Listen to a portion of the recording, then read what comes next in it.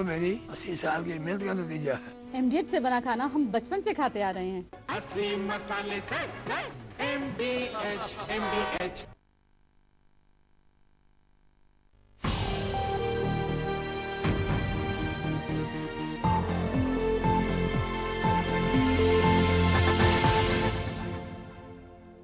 नमस्कार, आमने सामने न्यूज में आपका स्वागत है। मैं हूं दीप्ति थापा। पैसों की बरसात करने वाला आईपीएल एक बार फिर स्पॉट फिक्सिंग के साए में नजर आ रहा है। आईपीएल नीलामी से पहले जस्टिस मुदगल की रिपोर्ट ने बड़े खुलासे किए हैं। एक और जहां बीसीसीआई अध्यक्ष एन श्रीनिवासन के दामाद गुरुनाथ मयप्पन की सट्टेबाजी में शामिल होने की बात पर मोहर लग गई है, वहीं भारतीय कप्तान महेंद्र सिंह धोनी समेत 6 भारतीय खिलाड़ियों पर भी उंगली उठी है। देखिए रिपोर्ट।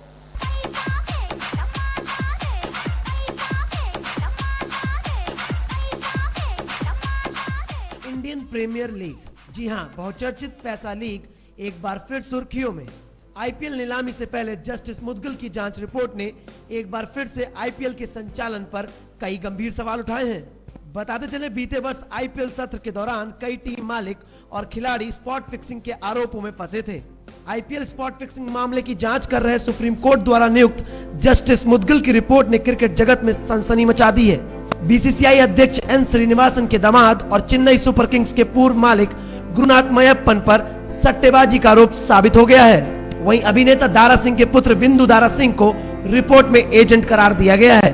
मयप्पन पर टीम की जानकारी लीक करने का भी आरोप है। साथ ही साथ रिपोर्ट ने भारतीय क्रिकेट टीम के कप्तान महेंद्र सिंह धोनी समेत 6 भारतीय खिलाड़ियों पर भी उंगली उठाई है, जिससे पूरे खेल जगत में हड़कंप मचा हुआ है। बताते चले, महेंद्र सिंह धोनी चेन्नई सुपर किंग्स के कप्तान भी हैं। वहीं राजस्थान रॉयल्स के सह मालिक राज कुंद्रा और शिल्पा शेट्टी को भी क्लीन चिट नहीं दी गई। गौरतलब है कि आरोप संगीन है। मैच फिक्सिंग में वो रहते थे, चेन्नई सुपर किंग के वो ऑनर भी थे। इस हिसाब से जो आईपीएल का रूल्स है 11.3.4, चेन्नई सुपर किंग को टर्मिनेट होगा और श्रीनिवासन साहब को भी कन्फ्लिक्ट ऑफ इंटरेस्ट में अपना ऑब्जर्वेशन कोर्ट ने दिया है। अब इसमें सुप्रीम कोर्ट एपेक्स कोर्ट है। सुप्रीम कोर्ट जो है वो अपना एक व्यू लेगी। सुप्रीम कोर्ट के व्यू का हमें इंतजार करना चाहिए। स्पॉट फिक्सिंग की गेंद अब न्यायालय के हाथों में है। देखना यह है कि आने वाले समय में आईपीएल के और कितने विकेट गिरते हैं। ब्यूरो रिपोर्ट, आमने सामने न्यूज। राजधानी लखनऊ के रविंद्रालय में कैंट विधानसभा कार्यकर्ता सम्मेलन का आयोजन किया गया। इस आयोजन में कांग्रेस के कई दिग्गजों ने पहुंचकर अपनी उपस्थिति दर्ज कराई। वहीं कांग्रेस कैंट विधायक और आला नेता रीता बहुगुणा ने सपा और भाजपा पर अपनी टिप्पणी व्यक्त की। उत्तर प्रदेश की राजधानी लखनऊ में कैंट विधानसभा कार्यकर्ता सम्मेलन का आयोजन किया गया। इस आयोजन में कांग्रेस के कई दिग्गज नेताओं ने पहुंचकर अपनी उपस्थिति दर्ज कराई और कैंट की विधायक और आला नेता रीता बहुगुणा ने सपा और भाजपा सरकार पर अपनी बातों के तीर छोड़े। आजकल भारतीय जनता पार्टी समेत जो अन्य विपक्षी पार्टियां हैं वो खुलकर कांग्रेस पार्टी पर प्रहार कर रही हैं, यूपीए सरकार पर प्रहार कर रही हैं। इस कांग्रेस कमेटी के कार्यकर्ता सम्मेलन में लोकसभा चुनाव के लिए कार्यकर्ताओं को एकजुट होकर कार्य करने का संकल्प दिलाया गया। साथ ही साथ शहर में बढ़ रही जन समस्याओं के लिए आंदोलन चलाने के लिए लोगों को प्रेरित किया गया। उत्तर प्रदेश के सह प्रभारी जुबेर खान ने कहा, आगामी चुनाव 2 विचारधाराओं के बीच लड़ा जाएगा। सम्मेलन की अध्यक्षता डॉक्टर नीरज बोरा ने की और कैंट की विधायक रीता बहुगुणा ने मीडिया से रूबरू होकर भाजपा के शेर नरेंद्र मोदी पर अपनी टिप्पणियां व्यक्त की। लोकसभा चुनाव से पहले जहां कांग्रेस कुर्सी की हैट्रिक मारने के लिए आए दिन नए नए हथकंडे अपना रही है, वहीं दूसरी ओर कांग्रेस के युवराज राहुल गांधी जनता के बीच पहुंचकर उनकी समस्याओं को सुलझाने में लगे हैं। ब्यूरो रिपोर्ट, आमने सामने न्यूज, लखनऊ। यूपी के बाराबंकी में बंद मकान से एक ही परिवार के 4 लोगों की हत्या की गुत्थी सुलझती नजर आ रही है। पुलिस की शुरुआती जांच में जमीन की बुआ आ रही है, जहां पुत्र ने अपने ही पिता सहित सौतेली मां की भी जान ले ली। देखिए रिपोर्ट।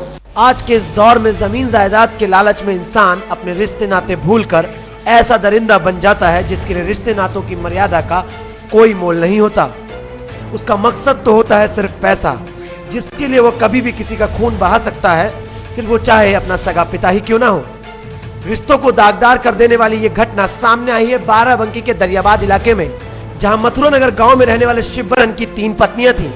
पहली पत्नी का पुत्र चंद्रशेखर जो शिवबरन से अलग रहता था, क्योंकि उसका घर में आना शिवबरन की तीसरी पत्नी रानी को पसंद नहीं था। बताते चले, मृतक शिवबरन के पास 20 बीघा जमीन थी, जिस पर पहली पत्नी का पुत्र होने के नाते चंद्रशेखर भी अपना अधिकार समझता था।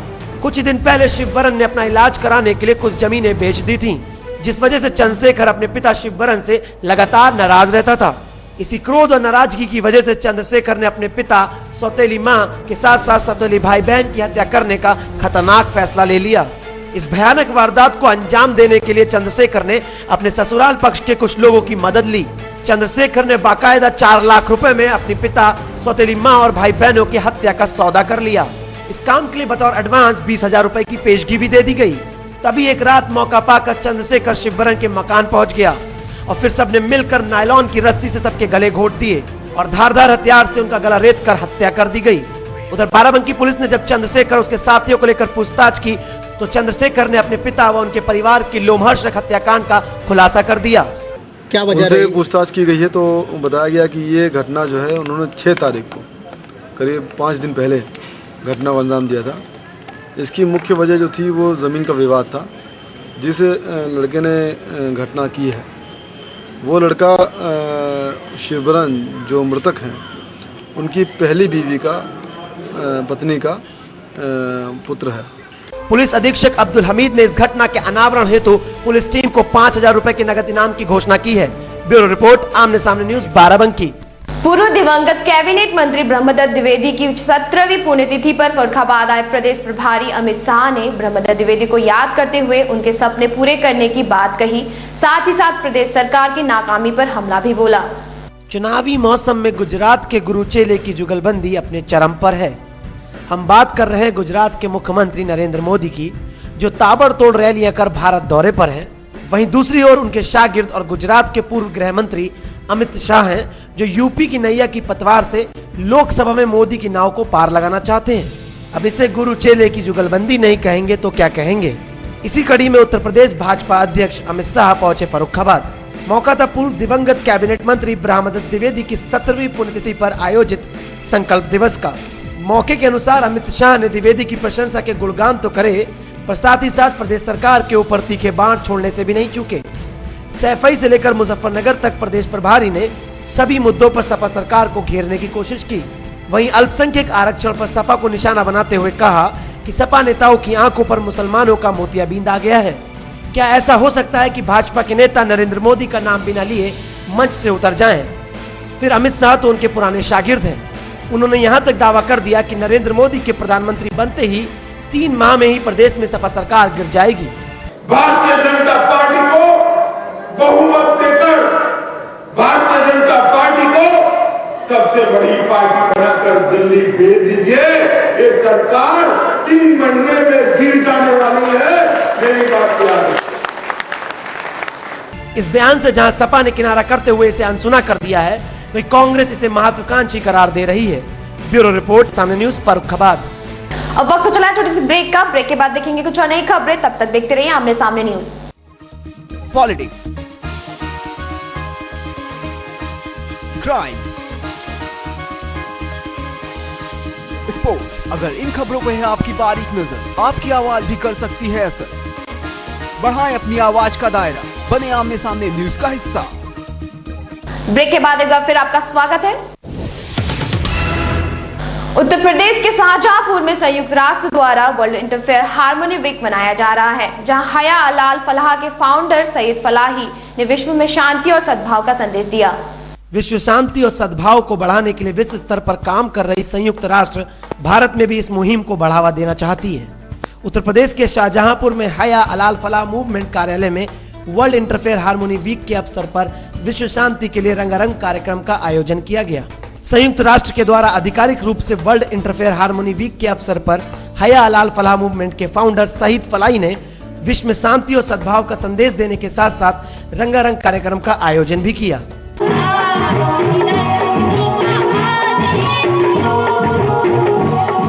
जादू, संगीत और नृत्य पूरे कार्यक्रम में आकर्षण का केंद्र रहे, जिसमें जादूगर इस्तेजाब खान के जादू को खूब सराहाया गया। पिछले 3 वर्षों से आयोजित हो रहे इस कार्यक्रम में हमेशा की तरह लोगों के बीच उत्साह दिखाई दिया। आने वाले समय में देश भर में इस तरह के कार्यक्रम होने से राष्ट्रीय एकता को काफी शक्ति मिलेगी। ब्यूरो रिपोर्ट, आमने सामने न्यूज, शाहजहांपुर। इस बुलेटिन में फिलहाल सिर्फ इतना ही। कल फिर मिलेंगे कुछ और नई खबरों के साथ। तब तक के लिए मुझे यानी दीप्ति थापा को दीजिए इजाजत। नमस्कार।